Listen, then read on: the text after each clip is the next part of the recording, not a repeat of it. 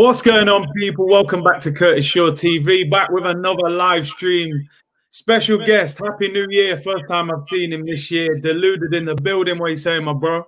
I'm there, man. Happy New Year's to you and yours as well, man. I mean, we started New Year's with a bang. I'm good, bro. What are you saying? Bro, I can't. You know what? How overdue is it that me and you do a show and like we can talk about a victory for once? You know, actually, Three victories, bro. 3 victories, bro. You know what I mean? The Arteta out show was finished. I thought that was going to turn into a Netflix series, but you know, Netflix, Amazon Prime, and that. Yeah, man. So listen, man. How you been over New Year anyway? I've been good, man. The main thing's been health, staying at yard, chilling with the fam. They've all got their health. You know, Christmas was a hit on the pockets, but other than that, I can't cry about nothing, man. What are you saying? How's you and yours? Yeah, man, just is what it is, isn't it, man? They're trying to throw us in lockdown again, but, you know, we know how to maneuver through these things anyway. We have to. Trust me. Let's talk Arsenal. Like we was just saying, man, off here. Finally, we can talk about victories and smile and people are scoring goals. Like, I'm in shock, bro. I don't know what's going on, but is it mainly down to these young bucks who've come in, man? Because I feel like Smith Rowe, Martinelli, they've kind of joined the party that Saka was in by himself anyway, you know? And you think those guys have really lifted the spirits of the team? I think it's part of the reason, you know. Listen, there's plenty of non-young players that I don't believe in at this club, but you know, we can't win it without the full 11 on the field. I feel with the young players, Arteta, it's not rocket science. You play people in their best positions. You play people with a point to prove. Me and you spoke about it when Arsenal weren't in form, and we were saying, at least if you play these young players, they might be in a good way naive in that. They know what Arsenal's problems are, but Smith Rowe's looking at is, I've grown through Arsenal's academy. I want to play for Arsenal's first team. That's all I can see. I can't consider what's going on with Arteta and Edu and the rest of that business. So of course, them young players, they're setting it. They actually get the point. You know, it actually means something to them. They're playing consistent. But yeah, man, I definitely feel the young players is a big part, man. They actually get it, you know, and it's quite upsetting that we'll keep looking at these young players to set the levels, but yeah, man, the young players are going crazy. All of them are. Smith Rowe, big thing is consistency. It's only been 3 games, but he's been good in all 3 of them. So long may it all continue for all of them young ones, man. Just briefly, because I haven't obviously spoke to you since we won them last 3 games. What did you quickly make of those 3 games? Obviously, the Chelsea one, Brighton and West Brom. Well, to be fair with you, obviously we couldn't buy a win. Me and you, like you said, you know, we were on this whole heap of shows. We couldn't win, so it's nice to win. With balance, we've got to look at it. It's great to stop the rut. I give praise to the team for all turning it around, like even Bellerin and Xhaka. Based on these 3 games, I can't get onto you. I can have question marks, but I can't get onto you. So I think mentally, that, like Arteta said, that handbrake's gone. You know, I feel we've done all right. I feel we was superb against West Brom. You know, we set it levels. You know, we're shooting a lot. Chelsea, I can't take nothing away. It's a big game. People are going to focus on Chelsea being poor, but we were quality. And I'm going to look at it without balance. Like, I'm happy that we've won, but I just feel, you know, when we was negative, a lot of conclusions were drawn. A lot of conclusions are being drawn now about us being back. It's been 3 games. You know, let's build some momentum. And if we're honest, the form, take nothing away from the performance, but Brighton and West Brom, Albion especially, we should be winning those games. You know, both of them teams can't buy a win, but back-to-back, even back-to-back away wins, bro. Like, I can't get on to the players. You know, man are in form. Lacazette's doing what he needs to do. So, yeah, man, these 3 games been quality. The Chelsea one's obviously going to be the pick of the bunch because, you know, none of me and you were stressed about that game. And, you know, it shows what we know about footy. Exactly, bro. I think I predicted us to lose 2 or 3-1 that day, bro. Like, it was mad. Same. Just briefly touching on what you were saying there. And one of the main headlines I wanted to speak to you about in this show is that striker position. Now, Lacazette, a player that I think me and you have always kind of said how much we liked him as a player, but we kind of resigned ourselves to the fact that, you know what, we're going to have to just cut our losses with him in the summer. Arteta was speaking about a potential new contract, although he was saying, you know, we're going to have to wait till the summer. He needs to continue producing. If Lacazette carries on with this form till the end of the season, 29 years of age, 150 grand a week, 1 year left on his deal, what decision would you make? Hey, it's normally me being the devil's advocate, but, you know, considering Aubameyang's thing, Yeah. I'm not really too sure. I would say it's that typical thing we do of if. We did it this season with El Nene, we did it with Arteta, with Hector Bellerin, we've done it with Granit Xhaka. We love our ifs, you know. With all due respect to Lacazette, big him up, because even times where he hasn't been scoring of recent, I think he's done all right. But we Lacazette is one of these players I describe as hot and cold. You know, I can't really put my assurances in him. If he continues it, then I guess it's a debate. But even then, I'd still have a handbrake, because again, I'm not saying Aubameyang's not going to get back in form, but Aubameyang's got a new deal. You're seeing what's happening. And what if Lacazette goes back to playing how he was? You know, look how good William was playing with his speculation last season. You know, that might happen. We've got to be careful, because, you know, Aubameyang's declining. It doesn't mean he's not a good player, but he's naturally on the decline. You've signed William for 3 years, and now you've got Lacazette. So we've got to look at about what that picture looks like in the next 3 years. If he continues his form, then it's a conversation. But me personally, I probably wouldn't. I probably wouldn't. I'd probably sit on my hands, really. But again, can he though? Because it's the same old with Lacazette, right? Really and truly, we know he'll go through 5 or so games where he'll score goals, then he might not score for 10, then he's back for the next 7. It's same old, really. And I think the reason I'm sort of asking that question is because obviously Aubameyang has struggled in this new system, and I remember when Pep went to Man City, people were saying, could Aguero adjust to how he wanted to play? And he even made Aguero change his game. I believe he was 28, 29 when Pep arrived there. I'm looking at these 3 youngsters, Martinelli, Saka and Smith Rowe, and I'm looking at Aubameyang thinking, you genuinely have to change your game if you're going to play through the middle. Because I think when Aubameyang has been on the left in the last 2 games, we've actually looked worse out there than when Martinelli was playing there. That to me is not a reflection of Aubameyang's ability. It's just the style of play, the fact that Martinelli presses so hard, he can dribble with the ball. Aubameyang is not a great dribbler of the ball. You know, he's more of a runner getting on the end of things.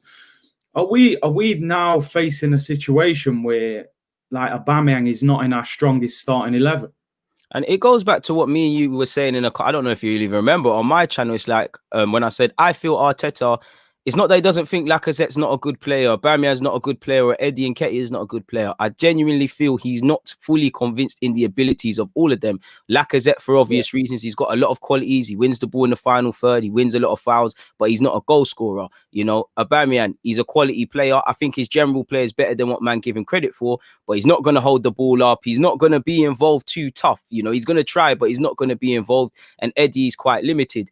I think it's a difficult one, because I know his form doesn't reflect it, but he'd be your top goal scorer. And it's like you said, he'll get you those goals on the wings, but and when he does score, it's not a problem. But when he's not, it's an issue. He's now become an inconvenience. Through the middle, you've got Aubameyang's form, you know, so it's a difficult one. I genuinely feel Arteta would like a striker who could do it all, purely because that's, like you said with Aguero, I don't think Arteta really wants to use Aubameyang like that.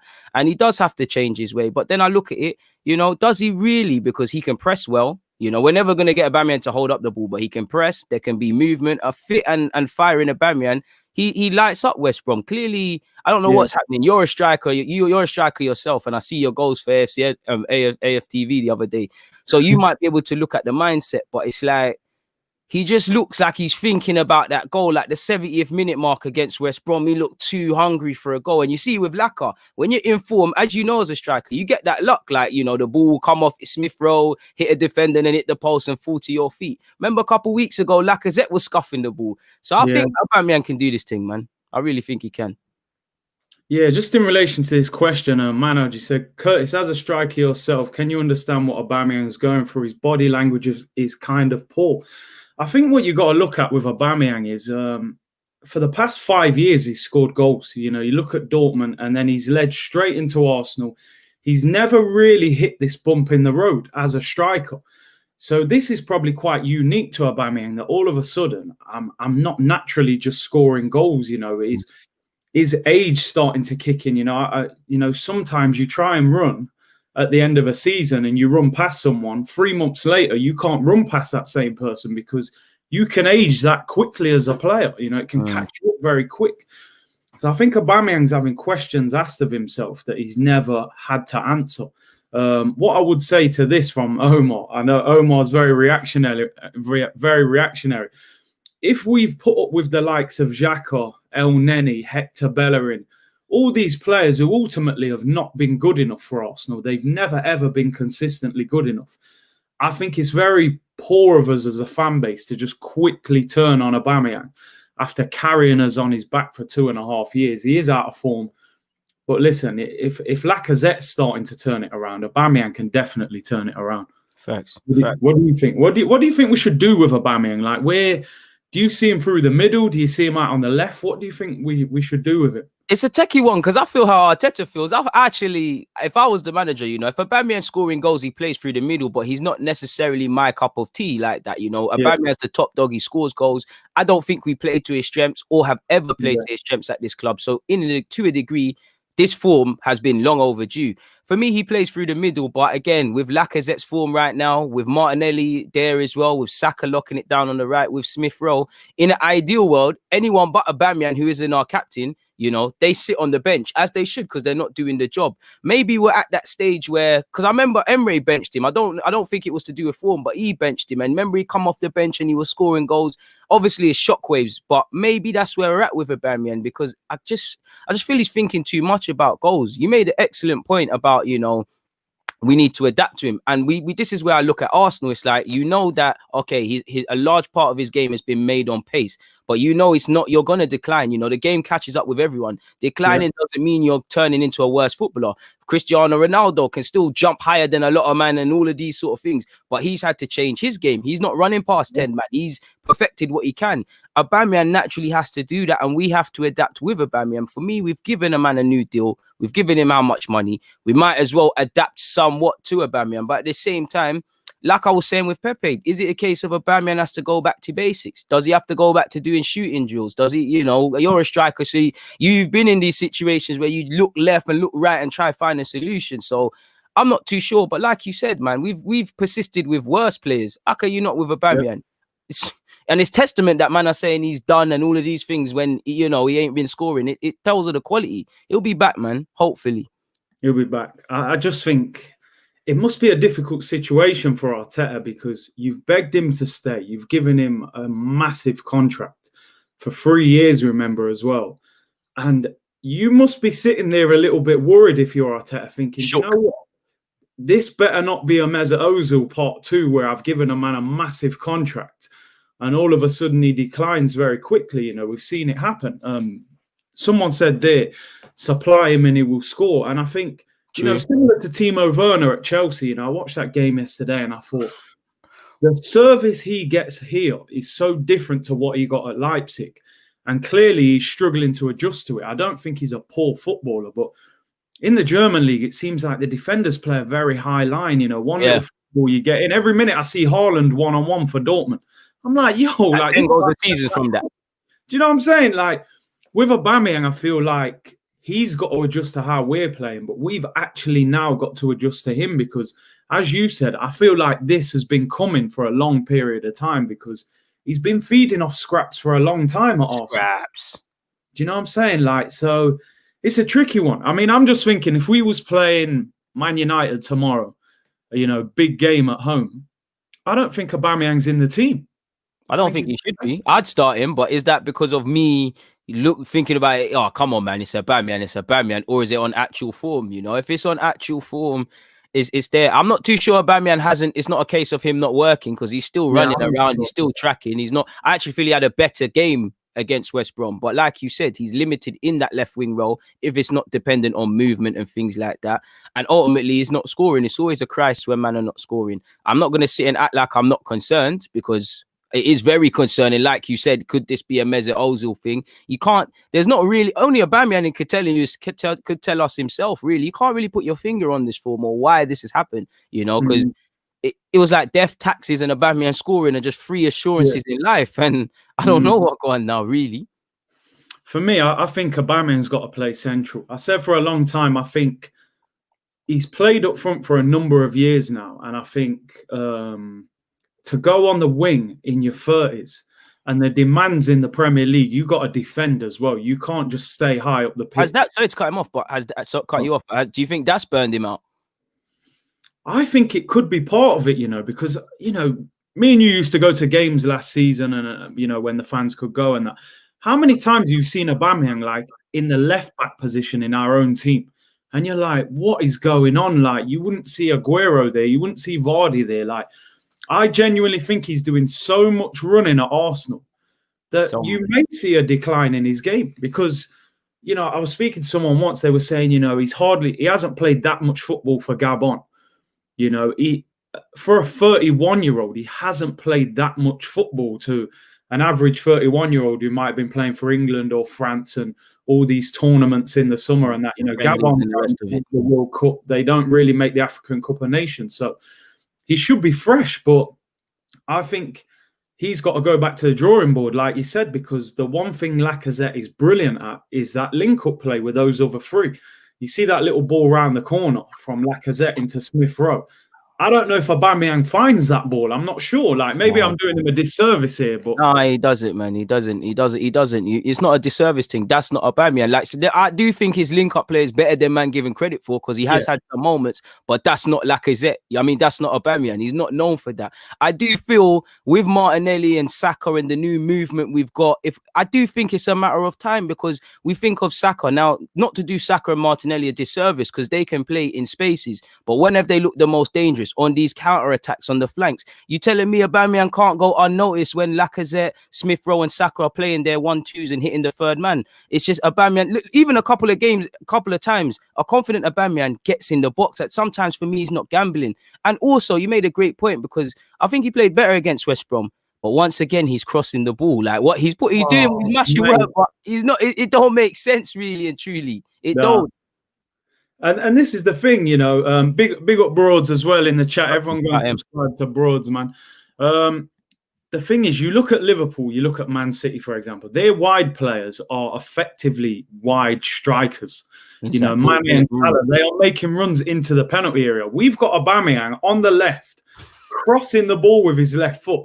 When I see it happen, I'm telling you, I don't feel good when I'm watching it, man. I feel like, nah, this don't look right, fam. I'm telling you, like, look at the way Leicester feed Jamie Vardy. Their team is structured around him.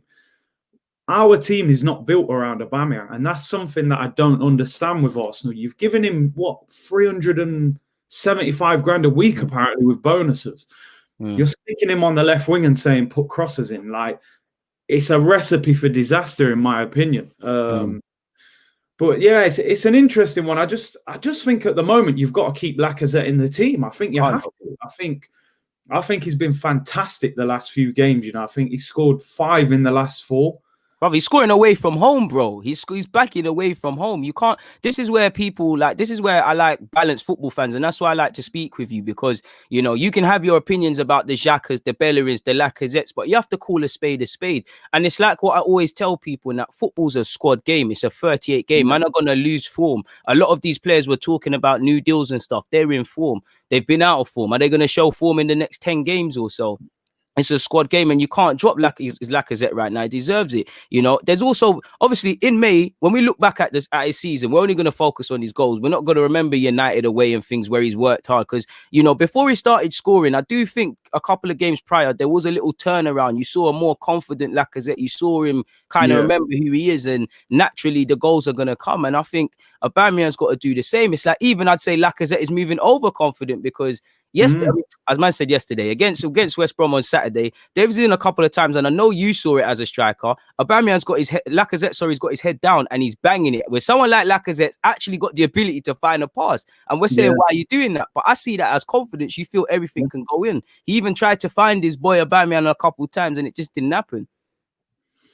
Yeah, man. I mean, I was speaking to Robbie, and he was saying, about this Aubameyang thing, and I said, you know what, I kind of see it as a positive in a little way because I view it as, I think for the last 2.5 years, we've relied on Aubameyang. As you said, that's all it was. If Aubameyang scores, we can win. If not, we're going to get beat. We did the same Van Persie days. Alexis Sanchez, it got to that point. I'm looking at it now and I'm going, do you know what?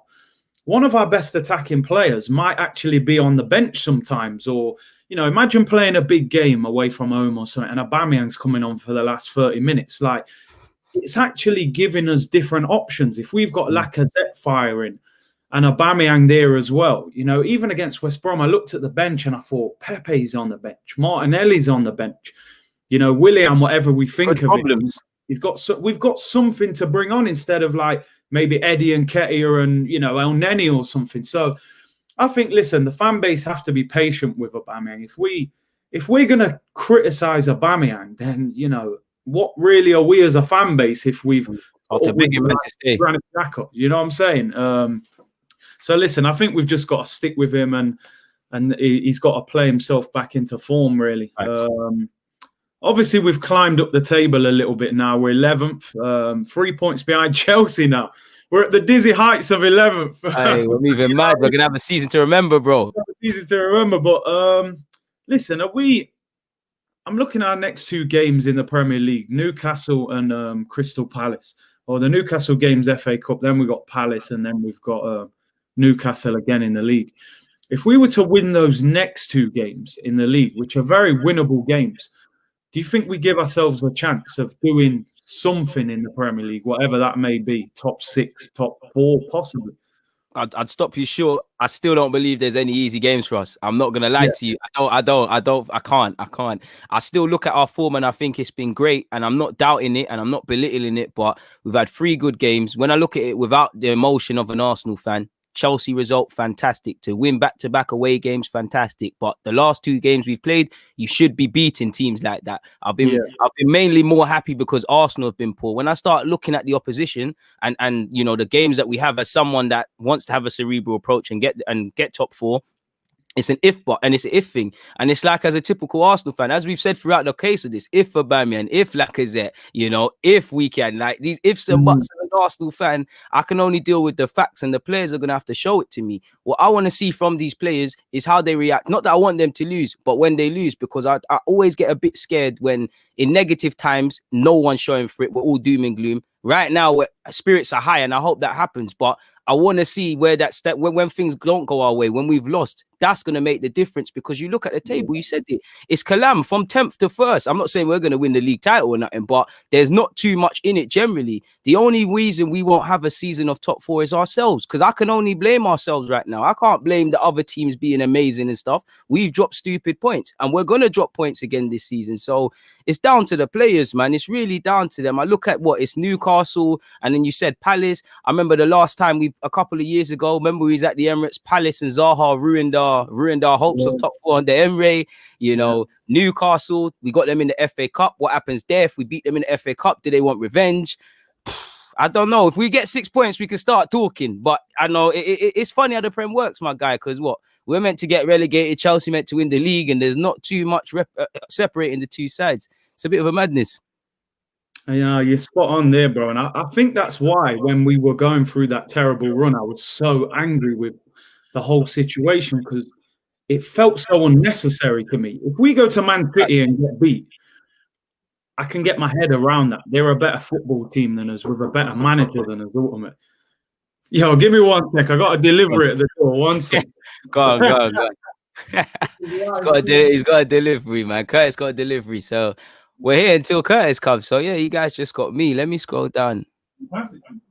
Someone said deluded, be more positive. Bro, I am positive. I'm positive in our form. I'm positive where we're going. But at the same time, when I look at it without the euphoria of being an Arsenal team, I see 3 victories against 2 teams that anyone that should want top 4 should be winning. I'm not going to sit here and be doom and gloom in negative times. I'm not going to sit here and act like a hippie in positive times. You know, I don't know how much more positive one could want me to be if I'm happy with our form, but I'm urging caution. You know, all that matters is where you start in the Prem and where you finish. But yeah, you're back, man. Shout out to your package. Big up, bro. Big up, man. This is live YouTube, man. These things happen. Real life we're living, man. It's real life. So we're talking about the next few games anyway. Yeah, I think that's why I was so frustrated with everything that was happening, because it's like we're losing to Burnley. We're losing, you know, we dropped points against Leicester when they had half their team not there. Like, and you look at the table now and you think, if we'd have won like maybe 2 more games, imagine where we'd be in the table right now. So it's frustrating that we kind of did it to ourselves, I feel like. That's it. Like you said, we're doing it to ourselves. And that's the problem with Arsenal for the number of years and collectively as a club. For as much as, we're not moving forward as a team and whatnot, and other teams are getting better, we've self-inflicted a lot of our problems. You've just said the amount of silly points we've dropped. We haven't really invested out of the football pitch in terms of bringing in players.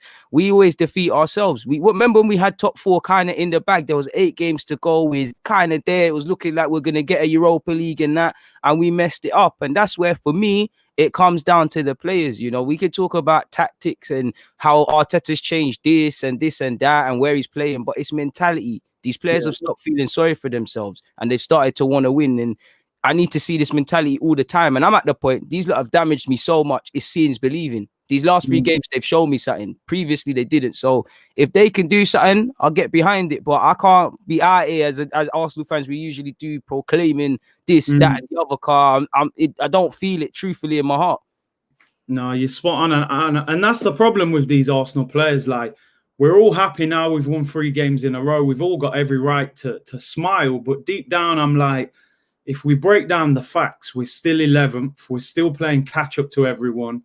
I'm not going to start celebrating 3 victories that, I still have to scroll down on the Premier League table to find us. You know what I mean? We've still got a long way to go. And we see it with man like Xhaka and El Neni. At the start of the season, El Neni puts in that great performance at Old Trafford with Thomas Partey. People talking about new contract. The last 2 games, he's gone back to what he was doing before. Do you know what I'm saying? They're talking about getting rid of him and all this. I want to talk to you about a player, obviously. I saw your video earlier. I was watching your live stream. Love for that, my bro. About Saliba, man. Everyone go and subscribe to Deluded's channel, by the way, as well. Deluded just gone past 30K. Appreciate it. William Saliba's gone on loan today to Nice. We've spoke about this multiple times. My opinion of it is I don't think he should be going on loan. That's just my opinion. Mikel Arteta is the manager. He knows more than me. What do you think about him going on loan, and what do you think about him going to Nice? Because I did a little quick investigation. They're mid-table. They're not likely to get relegated. They're not likely to get Europa League football. I see Jeff Renee Adelaide's there as well. Number 1, are you happy that he's going on loan? Would you have kept him? Number 2, do you think going to a mid-table club with not too much to play for, does that set him up properly for the pressure situation of Arsenal next season?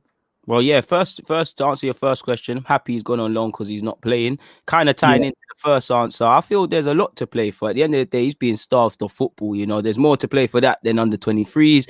Obviously, in France, again, in England, we know him as Saliba, potential and this like that. But typically, when you go back to your country, there's a bit more scrutiny. You've gone to Arsenal, it's not worked out. You're back in your homeland. Just like you mentioned, Jeff Renee Adelaide, that happened to him when he went Lyon. So there's that element of a factor. So I think there's a lot to play for. He's joining a team that's 12th. He's joining a team that, when I did a quick search, I think the average squad age is about 23. So young players do get chances and things like that. So I'm happy to see Saliba out on loan. I think that's a good loan spell. Only God knows why he hasn't gone back to St. Etienne. Not that I'm criticizing it. It's like, why has Arsenal picked Nice over St. Etienne or whoever? Because I look at it, to us, it's a bit of out the blue, but this move has to have been coming for weeks and months and all of these sort of things. So happy to see he's gone out on loan, man. Happy to see he's going to get football. And I agree with the point you made, which wasn't even a question, but he shouldn't have gone in the first place. We should have a plan, but hopefully he can get there's still 20 odd games to probably play. Hopefully he can play in the majority of them, come back next season and say something, really. So yeah, I'm happy he's gone on loan. If you was Arsenal manager and you're loaning him out, would you have tried to have got him to a Premier League club rather than a French club? I would have, obviously, yeah, because the first things first that's going to be said is, even though I don't agree with it, he ain't done it in England, this and that. You play in England, we get more of a sort of feel for him, even to a good way. Fans might, not that I want him to get ripped, but if he played in the Prem, man are saying Saliba, man are proclaim, how Arsenal fans are proclaiming Saliba the god and things, he gets destroyed, people can calm it down. And I think that could have been a gift and a curse. There's more eyes on him. I would have liked him to stay in the Prem. For me, I would have said Premier League loan for what I've just said. Premier League first. Second would probably be back to France, then a Germany. I wouldn't have minded him going to the Championship. I would have side-eyed it. I would have looked at it funny. But I'm not going to sit here and say that a 19-year-old that hasn't really even got close to 100 appearances in his career won't learn a lot of lessons playing week in, week out in the Championship. So I would have liked to see him in the Prem, but it's like, where would he go in the Prem? I can look at the relegation fodder and teams and stuff, but I would have said Fulham. It looks like Fulham somewhat turned a corner with their defense. So who knows? You just wonder to yourself, don't you? Like, why was this decision not made in the summer? Like, we've potentially wasted 6 months of development. And my worry is now, this is the big problem for me.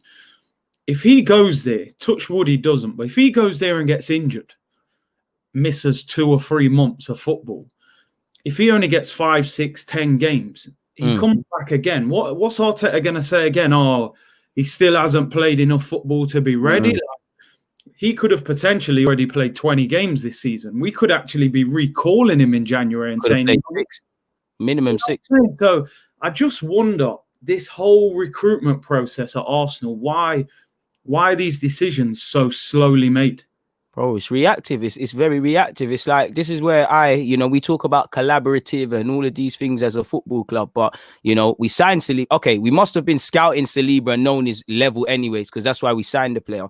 Now, for me, once you've now doubled down on your investment and you now own him, we obviously are going to assign a scout or two to, run back reports. How's he doing? What's he good at? What's he not? So then there must have been some sort of constant dialogue with Arteta. Not only that, but at the end of the season, there must have been some report card. You give him an A, a B, or C. This is his level. That's his level. Then Arteta takes that, the dossier he's got from the loan manager, and he says, I hear what you're saying, but let me see what my man is saying in pre-season. Some people can surprise. You've seen he's not levels. We should have been ready to move in both directions, so that if Arteta said in the first week of pre-season, Saliba's not, and again, obviously, the personal problems is one thing, but we should have said, all right, he's not levels. Let's get him this Prem loan. Let's send him back to France. Let's send him to this place. Let's send him to that place. I don't know how good or bad our relations with Saint Etienne are, and hell, I don't really care. It's nothing to do with me. But we quarreled over him going back on loan in the summer. We had the beef over the FA Cup, the French Cup final. Yeah. Obviously, this thing right now. So it's like, when the next Saliba or the next 19-year-old or whatever at St. Etienne comes, we're probably going to pay for that. And it's like you said with the recruitment, we have to, he was never going to leave permanently. You can't spend 30 million on a man he's never played. Because if I'm Kroenke, as much as I think Kroenke's a crook, you can't ask me for more money. I know you lot weren't here, but I gave you lot 30 mil. You lot are dashing my man, the Pepe thing and the rest of it. I'm not giving you peace. So I need to see what we're going to do to make that the player of tomorrow. You mentioned games. Could have got minimum 6 games in the Europa League. And I'm keen to see what this means for centre halves, because I tried to do the maths in my head before you asked me that question. It's like, what if Saliba's gone on loan? Let's just say in an ideal world, Mustafi and Socrates leave. We've probably got 4 or 5 centre halves, so we might be all right. That's probably why Saliba's gone on loan. Yeah, it's just a situation to me. You mentioned it there with Stan Kroenke. I mean, I'm not a big fan of him, and I would like more ambitious owners, but at times you look at the way the money is dealt with at this football club, and I almost think the recruitment is a bigger issue than the actual owner at times, because I look at it and I think, well, you've spent 27 million on Saliba. He hasn't kicked a football for us. You're now loaning him out. Nicolas Pepe's on the bench, 72 million, hasn't even come off the bench the last 2 games. He's on 120 grand a week. You've got Mesut Ozil, 350 a week sitting at home. 35 million on Mustafi, 35 on Xhaka. Our recruitment has been absolutely shocking. Now, I'm not defending Kroenke, as he said, DG defending. What a man said defending Kroenke, and I have to put that one in the bud. This is what annoys me about Arsenal. I know. On one hand, many things can be true. Hey, Turkish is probably punching the air. Do not get it twisted. I did not back Kroenke. No, we didn't back Kroenke. Yeah, I have to say, after reigning this, I did not back Kroenke. I clearly have said in numerous vids, this man needs to bust out. And for the record, Kroenke needs to F off out of Arsenal Football Club. My point being, when I look past the fact that this owner doesn't invest and do all of these things, and I look at the funds that have been available, like Curtis just said, it's been spunked. It's not just the Pepes and the Lacazette and the Xhakas and the Mustafis. It's the extending poor players deals. It's the expensive free transfers. Mkhitaryan, Kolasinac, Willian, What are you talking about? Like that, the Kroenke needs to F off, but the money that certain individuals have had their hands on, they haven't got the best out of it. They've mismanaged. So we've got individuals who don't know what they're doing and mismanaging. You've got an owner who doesn't give a crap, and that Saliba one ties into it because we're reactive. We're doing what most clubs would have done in the summer with Saliba. He's not ready. Loan him out. You know, you look at Christensen. Christensen's not levels. He ain't showed nothing. But you remember he was in Germany for a couple of years at Gladbach, and there was, is he ready for Chelsea? Is he not? This, that, and the other. And like LM said, anyone who thinks DG backs Kroenke is I don't even know what he said, but they can suck out, man. Don't ever get me twisted up. Like, don't ever. Like, come on now. You're getting guys hot. Might have to back off the hoodie and them thing there. You mad? The green screen's about to come down, bro. You're making me coughing. Arsenal, man. Arsenal like no other when it comes to this money, man. I'm telling you. The recruitment's mad. See? Look at that. They're Does Kroenke sanction all of that? I mean, did Kroenke scout all of them as Kroenke can F off, but was it not our scouts and Glazides and them man there? Get out of here, man. It's a mad situation, isn't it, bro? So Saliba, yeah. Well, the good thing is there's no option to buy in the deal, so surely he comes back in the summer. I mean, he has to come back in the summer, man. There was a lot of talk about him leaving. I'm not gonna lie, it had me a bit on edge. I was thinking in my head, nah, surely Ornstein ain't said nothing about permanent. It's not gonna happen. But it would be stupid for us. It wouldn't make sense, you know. Saliba, all I want to see is next season he comes back more confidence and given a try. Like at some point, you have to stop doing this loan business and give a man a chance. It's like for far. Leicester's thing is different from ours, but there wasn't too much between Fofana and Saliba. Anyone that was watching them, you know, 1 minute Saliba's better than my man's better. Right now, Fofana is closer to getting called up for the France national team properly. He's clearly a better player. Why? Leicester had a plan. You look at Leicester, they've got a structure. They've got experienced centre-halves he can learn from. Shout out to Wes Morgan. He's got Kolo Touré on the bench. We ain't got none of that. I mean, Mertesacker doing up the youth thing, so how much time would he have to dedicate? It's a plan. We've been reactive, and now we're playing catch up with a man's development. Simple as that. Yeah, it's disappointing, man. Let me just get this in quick. Today's video is sponsored by the guys at OneFootball. Link in the description below. All your latest transfer news and stuff. Go and download that. It's completely free. Over 1,100 of you watching. Make sure you subscribe to Deluded's channel. Subscribe to my channel. Hit the like button as well. You talk about Fofana there, and you know I look at it and I think. You look at the defenders in our team at the moment, you know, Rob Holding, although he's played all right lately, Pablo Mari's done all right as well. I'm William Saliba. I'm sort of sitting there and thinking, how can I not be involved in that squad situation? Like, even if I'm not starting every week, you know, Mustafi's leaving. I wouldn't have no time for Mustafi if I was Mikel Arteta. Socrates, they're clearly desperate to get him out. Callum Chambers been injured for the whole season, not even back in the first team yet. So you're only looking at Gabriel, David Luiz, Rob Holding. Even Pablo Mari's been injured up until lately. What do you think is so wrong with Saliba that he's looking at him and thinking, I can't trust you in this team? We've even seen Kolasinac in a back three this season. I can't put my hand on it, you know. I do think he has problems that concerns that we'd all have, you know. Young, can be naive, still needs to do a lot of improvement. But like you said, I can't find the reason, you know. And I think it's for those who are on the coaching thing to say, because you look at it, like you said, Mustafi's on his way out. He ain't signed the deal. I'm not questioning Mustafi's commitment, but to be cynical, is his head really in this Arsenal thing? You know, Socrates is irrelevant, like you said. Marie's had the injury, Chambers. You know, you've brought me, you've made a big song and dance about me coming to the club. You've seen my throwbacks when I was a little youth.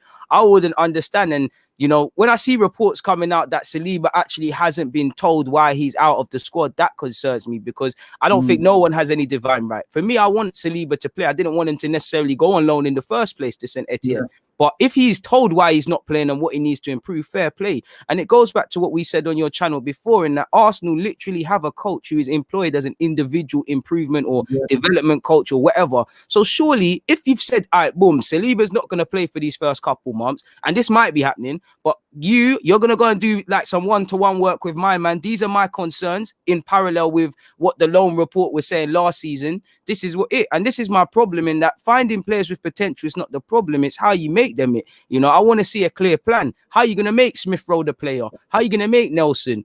Saka's, there's gonna come a point where we're looking at Saka. What can Saka do? What can Saka do to improve? Even Saka's corners have been a bit shaky. So and we've been here with Ox. We've been here with many players. I want young players to realize their potential at this football club, and I need to see a clear plan with Saliba, which I haven't seen.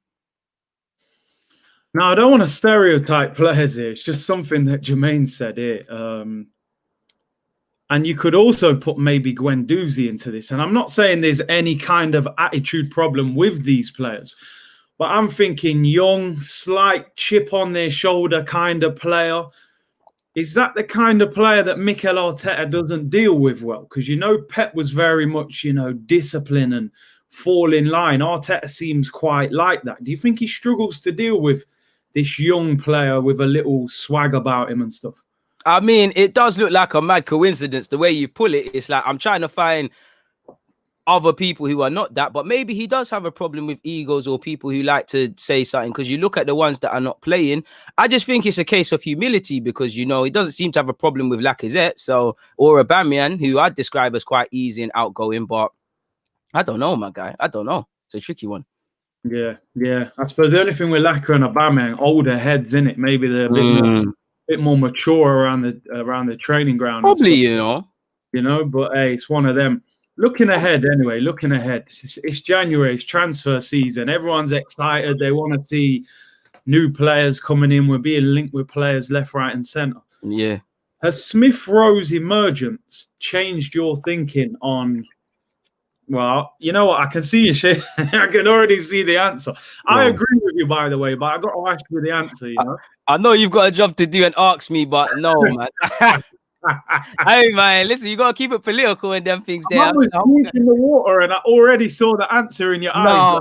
No, man, because this is what Arsenal fans are doing, fam. I see some tweets saying, we shouldn't try and buy Hour in the summer because there's Smith Rowe. Now, this is the sort of pressure you're putting on these young players. At the end of the day, he's got to realize that. But we just spoke earlier about football's a squad game. There's 38 games. I've seen Smith. I'm not belittling Smith Rowe, but he's turning it on for 3 games. What happens when he has the bad game that he's due, or he shows his age, which is due, or when he's not having a good game? You look at City last night, how much injuries and COVID impacting them. They had Gundogan, who I'd say Gundogan's even underappreciated in that team. He made a difference. We need midfielders. I think we need some number 8s more than anything. But we definitely need some more creative, man, or we're going to be here where we was when it was just Mesut Ozil, where there's games, we're just saying, why isn't he breaking it apart? I don't want it to be a thing where if Smith Rowe Touchwood is injured, we're saying we never had creativity today because my man weren't here. We need a squad. So no, man. No, people. Like, that. Like, I'm not on that. Smoker, man, I'll tell you, I agree with you completely, bro, for real. Man. And as South London's Finest saying, Smith Rowe is quite injury prone, isn't he? He's had a few injuries, man. And look, he's just got into the first team in terms of the Premier League squad. He's not going to play like that every week. As much as we want him to, there'll be a day where, Liverpool dominate the ball and he doesn't get on the ball, or, a Man City, and then, he's not going to be. You need different options. And like you said, if Smith Rowe gets injured or loses form, we're back to square one. Looking at the January transfer window, obviously there's a lot of names being branded about. Aouar is top of the French league. His agent's been saying that he doesn't expect him to go in January. I don't see that one happening. I think he'll probably go somewhere, dare I say, higher than Arsenal in the summer, being linked with PSG and Juventus and that. Who are you looking at in your head and thinking, you know what, maybe I would go for that one? Would you take an Isco on loan? Would you go for Buendia? Do you like Julian Brandt? Who would you kind of look at? Well, I like Brandt, but similar to Aouar, I think anything can happen, but I think that's a summer operation. I think we've missed a boat with Aouar. All the talk is Buendia. I would take Buendia. I think people need to remember, as well as playing in the middle, he can play off the right. I don't know what that would mean for William, Pepe, or Bukayo Saka, but like that. I was just about to say, big up Tony. I think we need an 8.5. I think the traditional 10 thing is kind of dead. We're not going to flash the piece for it. So I think we need an 8. I think we need a 6 as well. But more an 8 and 8.5. A modern day. Obviously, we're not gonna get Kevin De Bruyne, but he's someone I'd say is 8.5. He's creative as hell, but he's not the Mesut Ozil, the poetry in motion. Them games there are dead now. I think we will persist with Smith Rowe, but we need. I'd say we need a number 8 or 2 that want to dictate possession to go with Partey more than anything, and we'll see an improvement. Love Mo's Kitchen. Yeah, man, big up. Yeah, with that name, man, it's so. we're at with it now. you're there now. There's no way out now. Trust me, I made my bed. I got a lie in it still. Yeah, you can't run with it, man. Basuma, would you like him as that number 6? I would as well. I would like Basuma. Now, the problem with Basuma, it's a bit like Norwich, is that long gone are the days where like teams like Arsenal and things can just bully, man. You know, Brighton are in the midst of it. Would you say Brighton are in a relegation battle? Probably, maybe mathematically. Of it, maybe, but yeah, they're kind of in it. So it's like mid-season. Would you really want to lose Basuma, which is a blow to your squad? If you are, you're going to say, you know what, Arsenal, I don't care what's going on. I need 40, 50 million, you know, and are Arsenal going to spend that on 40, 50 million? It's not going to happen, is it? Yeah. So if we want a player like Basuma, as much as I like him, we need to start scouting them. All right, you might not get Basuma, but can you find someone in the French league who plays for Lens or something like that? And this is where scouting is going to make our difference. I see someone talking about John McGinn, bad boy footballer. Oh. That's costing you 50 odd million now. It's a madness. He's costing peas, fam. I'm telling you. It. Peas, bro. Someone said this, sorry, Samare as well, from the French league. I know he's been linked a few times, but it's true what you say. You make a great point there, because someone said to me yesterday, they were like, oh, you know, it's only Norwich, just go and get Buendia. I said, bro, you do realize they get like 50 million in parachute payments. They're not broke. They don't need to sell him.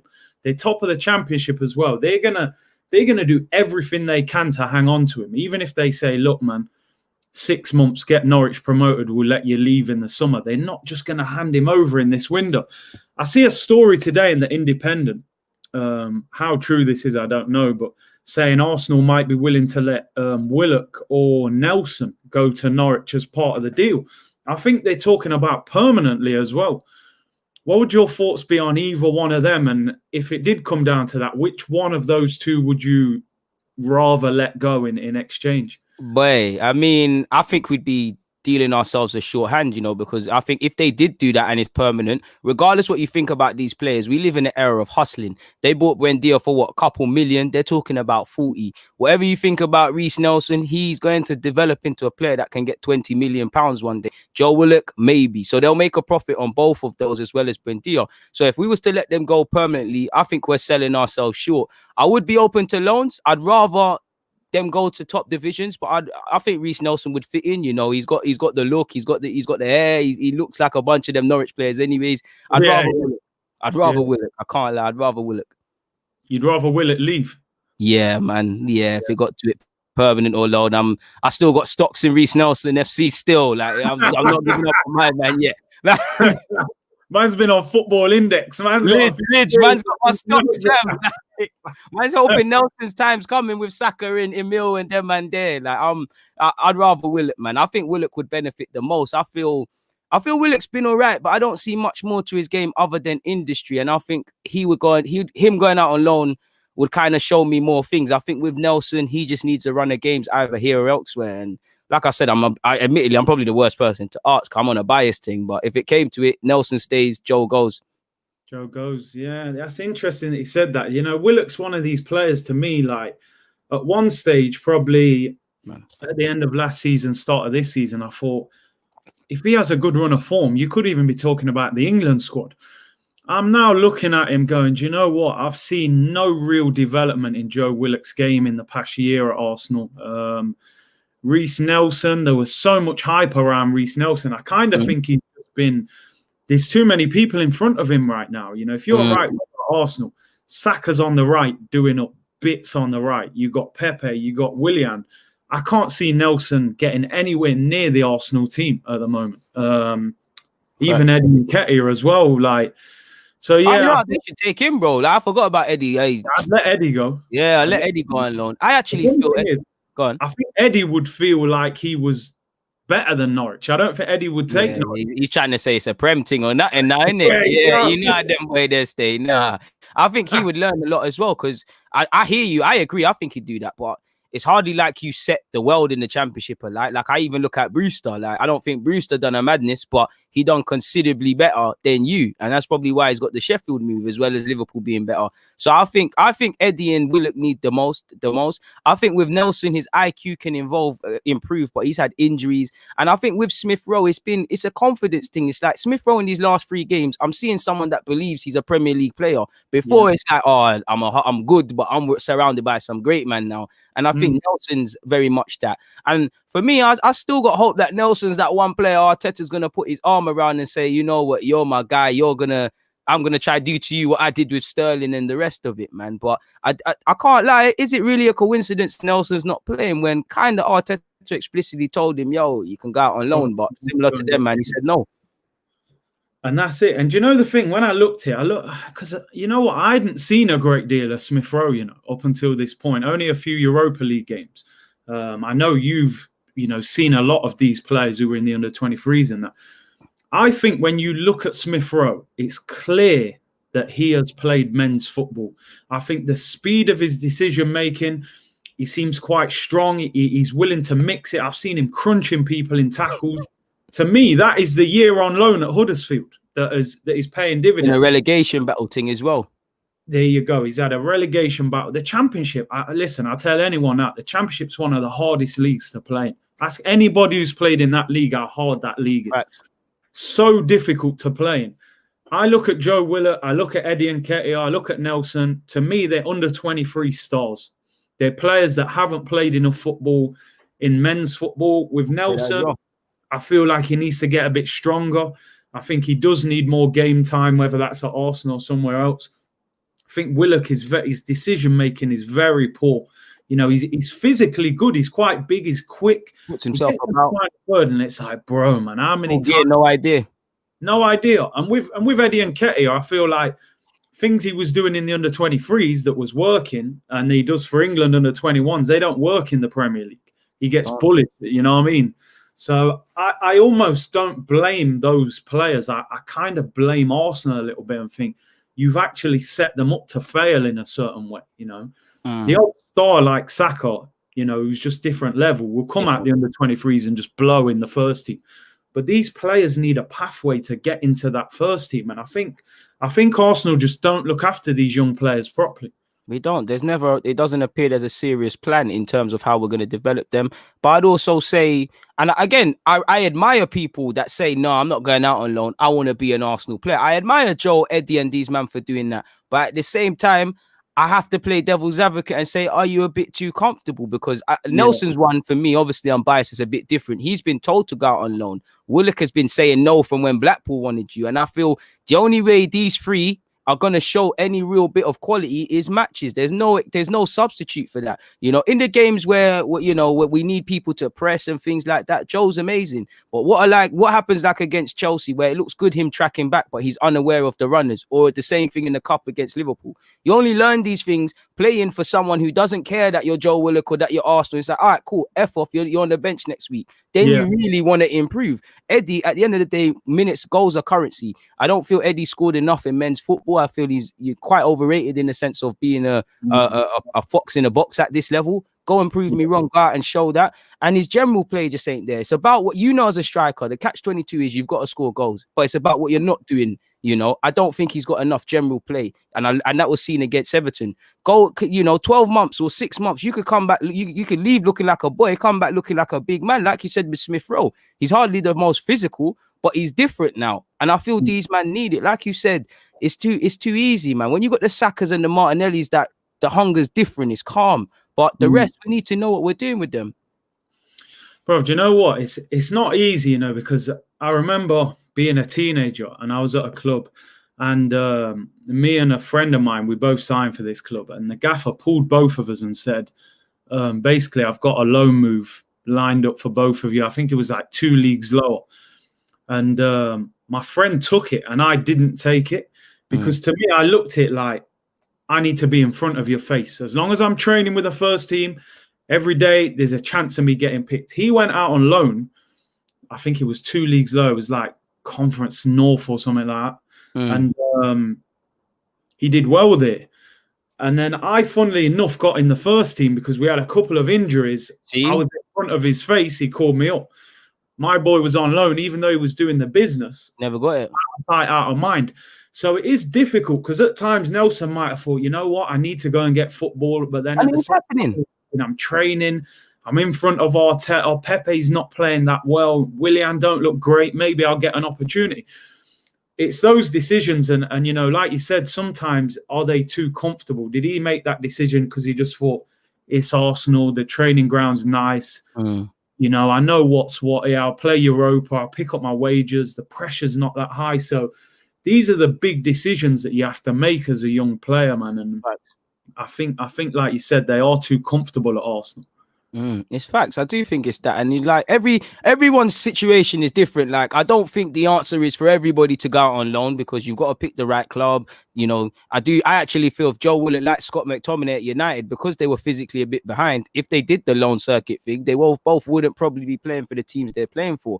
But I agree with that. You know, that's probably how they're looking at it. And when I look at it, and I look at some of the other young centre mids that have left this club, and I feel Joe's is a bit different. That someone must have in this club, or there must be an ethos in this club to say, you know what, we're putting a hat on Joe Willock, because we've seen Josh De Silva, Benassia, these sort of midfielders leave because of that. You know, Smith Rowe's had injuries and whatnot, but there's been him and a number of other players who said, yo, why aren't they playing in the 10 position? But yet we've seen Joe Willock. So maybe his thing is a bit different. He's staying because someone's told him it's what you make of it, sort of thing. And like you said, and I think that's what you get. And I think that's actually, ironically, that happened for Eddie. You know, if he went on loan straight away, where would he be? He showed Arteta something, and he got to be involved towards the end. So it's an interesting one, but I feel it's a bit too comfortable. I feel they're not looking. I feel as well with our young players, they're too in love with Arsenal. Like, you've got to be looking at it as you look at what Josh De Silva said. The man said, I love Arsenal, but I had to do what's best for me.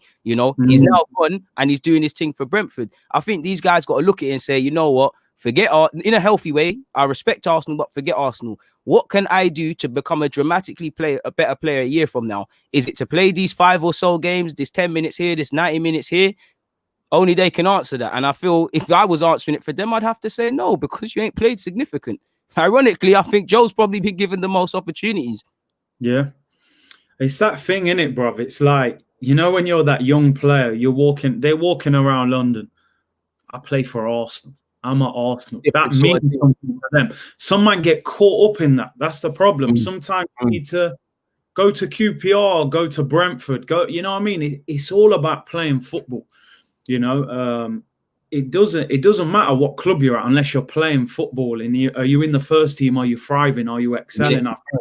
Some of these players, and then sometimes I look at it and I think, should it be their decision? You know, should Arteta be saying, well, Nelson, we got an opportunity for you to go out on loan. What do you want to do? Should he be saying, bro, you need to go out on loan, because if you stay here, you're not getting in the first team.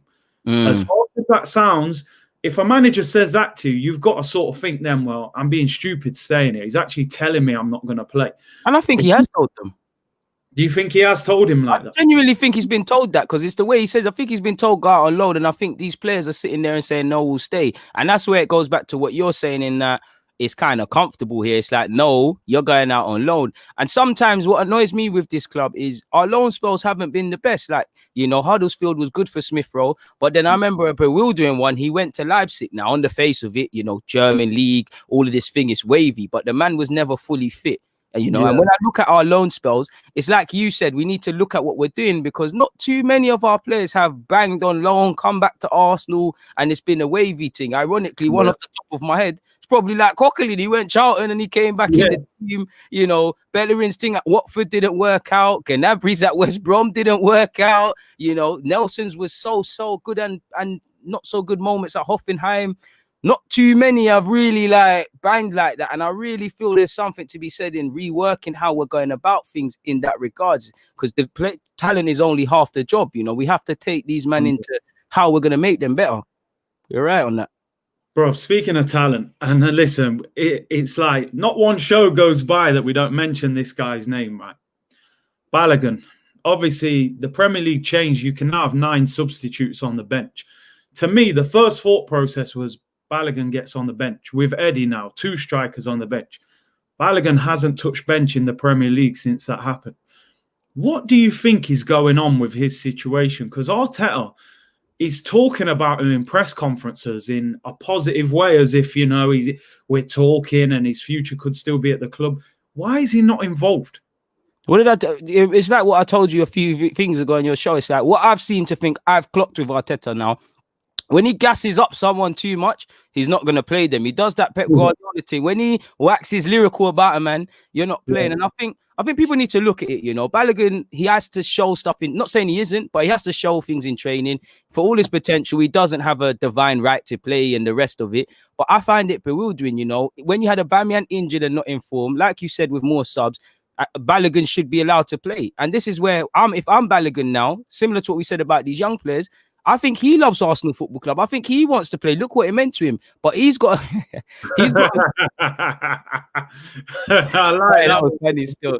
But like I said, he's got to look at it without emotion as well. I'm sure he looks at these other young G's, thinks, Arsenal's my time. But it might not be your time to go to Arsenal. You might have to go to Brentford or wherever and then step up. I think what Balogun's got to do, he needs to go to either a German team, a Premier League team, or somewhere else where if he's not playing straight away, he's a step further than he was at Arsenal. And that being, you're on the bench. You're actually, you're not just training. You're on the bench. You're getting little 5s and 10 minutes here. Because I can't see it, and that's probably why, that's probably the only reason he's not signing the deal. You look at the maths, he's played 60, 70 minutes. It's not enough to develop. And look at the strikers he has ahead of him. I'll be in the same way Saliba's looking at people. I'll be like, boy, I know I'm not better than Aubameyang, but he's not scoring. I know I'm not better than Lacazette. Fair play, but there's 2 ahead of me.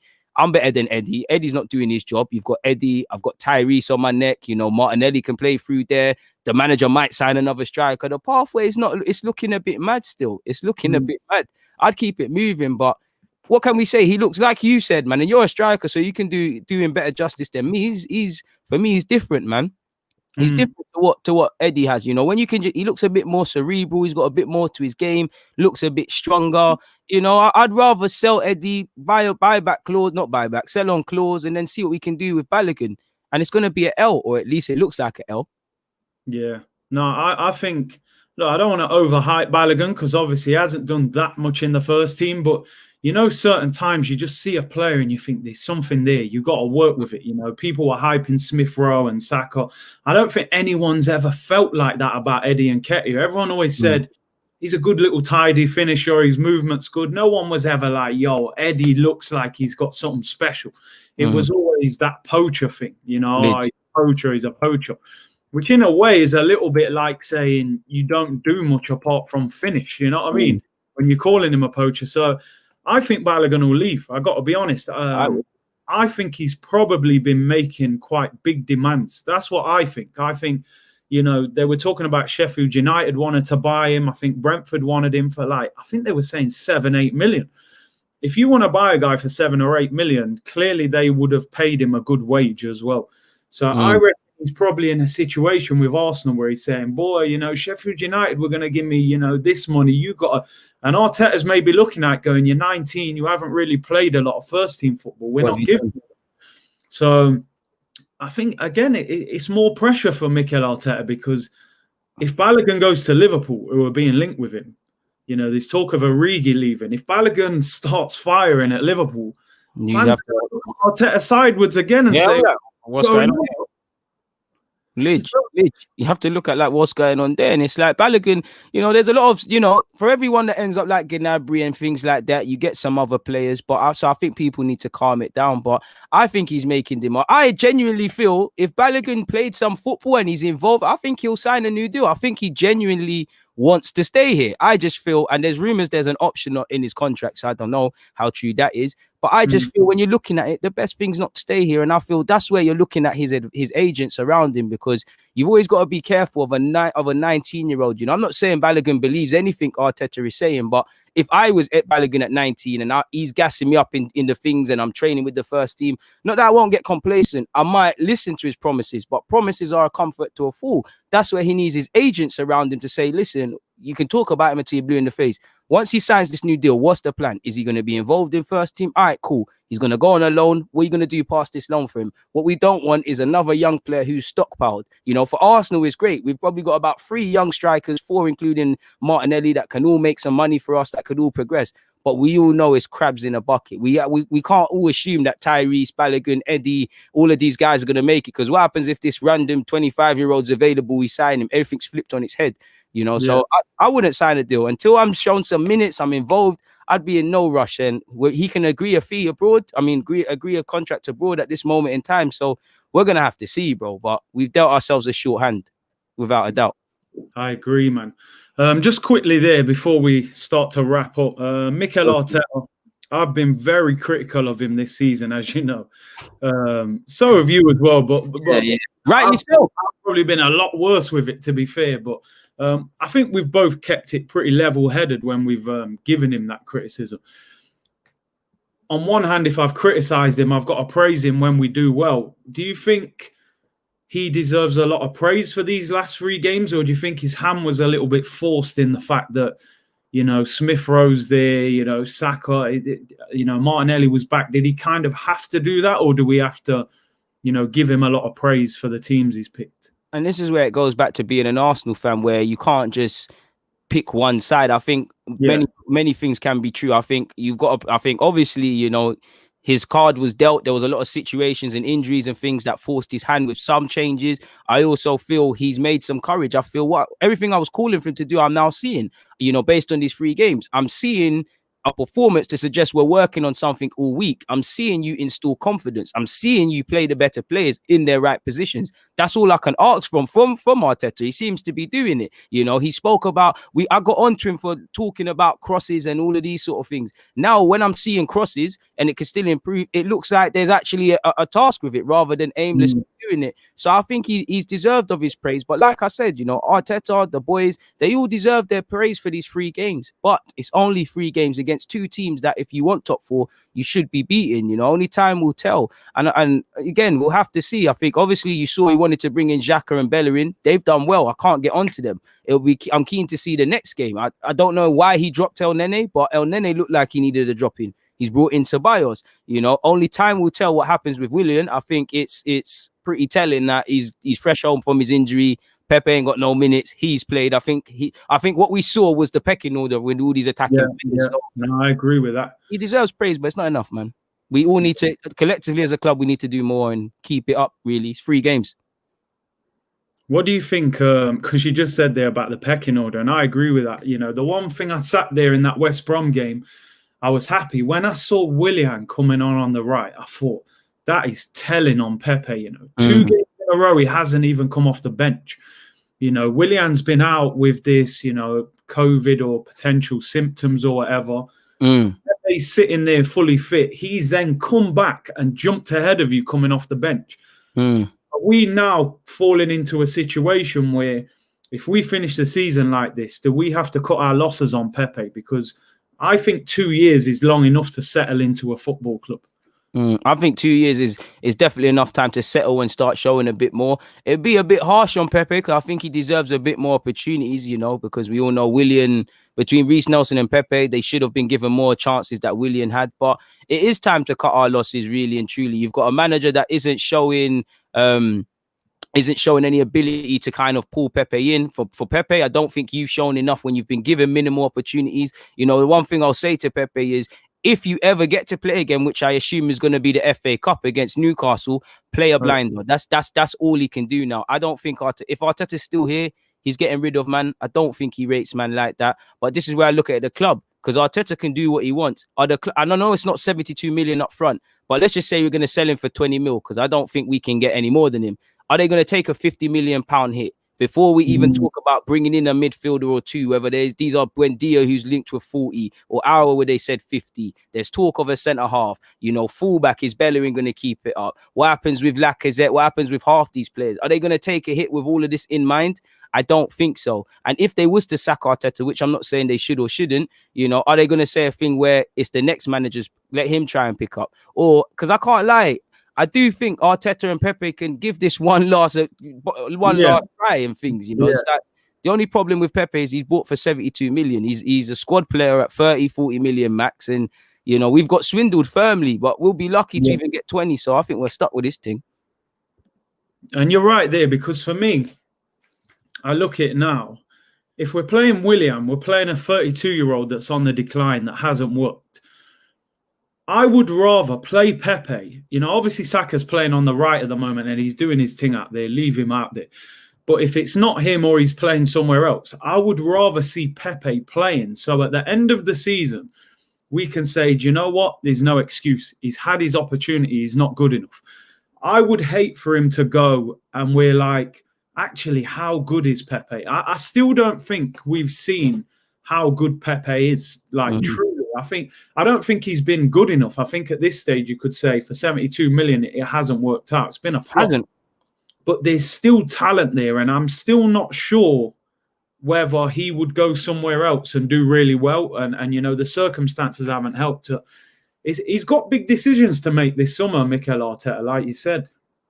That's what you said. He's got big decisions. And the wickedest thing is, you know, Lacazette, you got to make a decision on Lacazette. You got to make a decision on Pepe. And this is all before you get out the players that should be. It's an interesting one. And I don't think you can say Arteta's fully in the right or Pepe, because I don't think Pepe grabbed. It's difficult, you know, if you just get one up, but you ain't been playing, you're thrown in for one game and you're out. It's not healthy. It's not good. But he hasn't shown me anything to say you necessarily deserve a run. You know, I think mentally, Pepe's got a lot of decision making to fix up. Because look at Saka. 16th minute against West Brom, getting the ball out of his feet, knocking it into a dangerous area where Aubameyang could score. I don't see Pepe do that consistently. You're too hot and cold. You're still playing on instinct. You know, you should be a bit more calculated. These are all things he can improve himself, and I think he needs to do that. We hear he trains well and things, so he's not a disruptive guy. He's not letting his head drop. I do think that means you've got to work more in training, but this means Arteta don't rate you then, surely. Like, it's that simple, you know. You are a squad player. If we're going to accept he's a squad player, then it is what it is for these 5 years. If we want a bit more, then I think we're rubbing him out, really and truly. No, it's true, man. I mean, Jermaine's saying here Pepe's not a right winger. I mean, what do you think his best position is? I'm not trying to hear behind strikers and all this stuff. Yeah. Lay the man on the wing. That's it, man. Like, come on. He's got to, Annie. He's got to. I think the biggest thing for me with Mikel Arteta, when I will truly believe he can become a top manager, not only does he have to achieve something this year for Arsenal, whether that's winning Europa League, you know, can you nick top 4, whatever. I want to see his decision making in the summer. And by that, I want him to have that ability to say, I can play you for the rest of this season, but when I get to the summer, I can still get rid of you because I'm only using you to get me to that point. Put you in the shop window. Even if Xhaka's playing between now and the end of the season, Xhaka, for me, you need to be open to offers for him in the summer. Hector Bellerin the same. El Neni the same. You can't keep sticking with these players who have failed over and over again. Before I just came on here, actually, it's funny, I had Premier League years on, and it was Rooney at Everton. And he scored against Arsenal at Goodison, and Xhaka was in the Puma kit, the black one with the pink. And Xhaka gets caught on the ball. Rooney whips it in the top corner. I'm like, yo, that was like 3 years ago, bro, 4 years ago. And you're still doing them kind of things to this day. Do you know what I'm saying? So when I get into Aubameyang, I'm like, bro, you know, these man like Xhaka have been messing up for 3 or 4 years, fam. So I want to see how Arteta deals with it. Do you think Buendia is the one we got to go for? Looking at everyone this summer, is that the one you think go and make that one happen? Well, if it's in the summer, then I guess we're going back over the same targets. So we can start talking about Brent, I guess Buendia, the hours, and the numerous names will just be thrown up. If you're talking about January, Buendia looks the most attainable if we're talking about players excluding basket buys. I'm not going to lie to you. If there's any opportunity to get Aouar, which I think there isn't, then that's someone for me. Like I'm a big fan of Aouar, and you know it's always difficult when you're a fan of a player. So that would be it for me. But like you said, his team are flying. He's playing well. If he gets called up to the French league, you know, if the COVID stuff, you know, the finances start to start to improve and get better, can kiss that one there goodbye. And you mentioned the point on Xhaka. Like, I see, it's not that I see why Xhaka plays, but I see why Xhaka plays in that what in theory he's putting the team to do. But this is where I get at Arteta, because you dropped Xhaka a few games ago before we started losing and we was doing all right. But this is where I look at Xhaka and I said, if you can't get an upgrade on him then I'm looking at you a bit funny because you are a midfielder. And I don't think our midfield has any clarity over it. There's not a certain partner for Partey. You know, the players that have been given opportunities, they're moving mad. You know, Guendouzi, again, if it was an attitude thing, I understand it. But the midfield, and I always look at the positions players played in. You know, you look at Pep, he was a midfielder. Midfield 9 times out of 10 is spot on. Like Lampard tried at Chelsea, and right now it looks silly, but you can see what he's trying to do. Yeah. I mean, you said earlier, do you think we need the 6 more than the 10, if you like? Do you think we should be looking at the Basuma or someone more than the creative player in front? Well, I think they're both equal. I think for me, I actually want an 8 or an 8.5, but we do need a Basuma or someone that can put a foot in like Torreira, because there's going to be games we're not going to have possession. We need Partey and someone. And again, as we were saying before it actually happened, maybe we spoke it into existence, but Partey's injured, we go back to square one. There's no one that can put a foot in on top of just having a bad team. It doesn't make sense. You know, you need, obviously, you can't have 2 of every position, but ideally, you should be trying to have, you know, I've got a couple of number 8s there. I've got a 6 and a guy that's part of the squad. Like, can we find someone who's better than El Nene, but's a squad player? He can be thrown in. Fullbacks, who's our options? Okay, we've got 5 centre halves, because there's not really depth here. We ain't really got a level starting 11. But the depth we have isn't good enough, you know. It looked decent when we had Martinez and Leno. Leno gets injured, touch all sorts of wood. Boy, you all saw what that year 7 was doing in goal. Like, that year 7 shout, people they still comment about that, you know. I'm concerned with him, bro. I'm concerned with our whole squad. And for me, 38 games as an Arsenal fan, man are always getting injured. So we need a squad. And I think until we can get a first 11 and look to have foresight and improve the squad, I don't get it. And it goes back to what you said previously. It's like when we sign players, we just sign. And it always stuck with me. When we sign players, are we necessarily signing players because they fit a piece of a puzzle, or we just signing man that are having good seasons and just playing well? I think it's the latter, because I don't see how everybody complements everybody. Totally agree. Every player that Klopp buys seems to fit in that system and the style of play. With us, sometimes you think it's a good player, but what was your plan with him? You know, Pepe, for example, talented individual that clearly we can't fit him in that system. Eman Gamer said, big up Curtis and Deluded. What do you think about Sabitzer? Sabitzer, for me, just before I hand over to you, he would be one of my ideal signings. I don't think we can get him in this window with Leipzig being in the Champions League. What do you think? Facts, bro. You said it there. It's like he's slept on. Like, he's a good player. Champions League, you hear him 45 million. You said it all, really. I'd love to bring him. Everyone knows about him, but he's not name brand. He's one of them players that if you say him to a man, they might, and you don't watch him, you're like, well, I'll go on for it, sort of thing. But bring him. He's competent, consistent. You said it, fam. I can't add nothing else. Baller. Like, do you know what's mad? As you said there, we're talking about creative player. We need to go and buy a second choice goalkeeper, you know. Surely we've got to downgrade Renarsson to third choice and go and get a steady second choice. Like you said, fam, he's got to be third choice. I'd say, well, Renarsson's job just needs to be doing Arsenal in the community, going out to the outreach and things. He can't be kicking ball anymore. Like, listen, no, but I'm a guy. Listen, let's be real, bro. I'm a guy that likes to give people time and all of these things, but sometimes you can just see someone's not levels. And me and you have been saying from he got his first chance in Europa League. This guy, I don't want to get onto him, but he's a bit shaky. You know, some man only need one chance to show you they're not levels, and I think that's him, bro. We need a second choice keeper, fam. Simple. Bro, I think Renarsson's another brown envelope steal, bro. I'm telling you, someone got paid out of that deal. I don't know if he's getting AFT VFC's team, bro. He's whack, fam. I don't know if take them and their power league or goals in that. Like, he's dodgy, bro. I don't know, like keeper, fam. Is he even gonna play in the cages? I don't know. He's dodgy, man. I don't know. And that's what scares me, bro, because as much as we hear that only one person like scouted him and recommended him, surely there's got to have been like 4 or 5 men or women that have all sanctioned this signing. So it's like, if you all thought he was good, like, what's going on with you lot? This don't make sense. Bro, I reckon that coach is just like, he's popped in the office after training and just said, yo, Mikel, I got this keeper here. I used to coach him. He's in France. We can get him for 1.5. Mikel's just said, do it, man. I got so much on my plate right now. Yeah. Get it done. Just get it done, man. Just sign him. Get him at training tomorrow. The other ones, I swear he's good, man. He used to play for this team and play for that team. He's a baller, bro. Like, Yeah. He's pulled one of them on him, man. I don't think Arteta's ever breed him before. Man. Would you take like a Ben Foster, a Fraser Forster, just someone experienced, or would you go for a young, upcoming goalkeeper maybe? I take them because by default they gotta be better than Renison, but you can't just find like this is where I get onto the scouting. You can't just find a man that can just do that. Like if we're gonna use Renison, and I ain't got no examples really, but if you're gonna use Renison, I see no different. You might as well throw academy keepers in there. Let's see if you give birth to a next English Van der Sar or something. Because for me, Renison is banter. Like he's not a serious guy. Like you, with all due respect to him, you know. But like you saw against City, you had your chance. I saw someone that. He's just not made for this thing. Like, he's just not made for it. It's a level too high. Like, it's too high. Not even close, man. Renarson, you know, that signing, that's going to go in that box with Andre Santos and Scalacci and all them, man. Below them, bro. He's below them. I can't lie. I think he's below them. Even worse, yeah?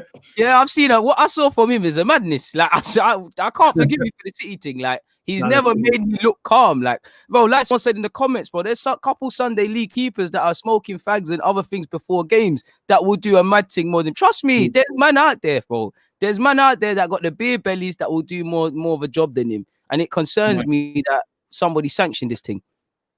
Yeah, it's crazy, man. I'll give you two quick scenarios before we leave, right? Before I let you get out. If Arteta wanted Aouar and they said, you know what? We might be able to get Aouar in the summer, right? But you take Isco on loan till the summer.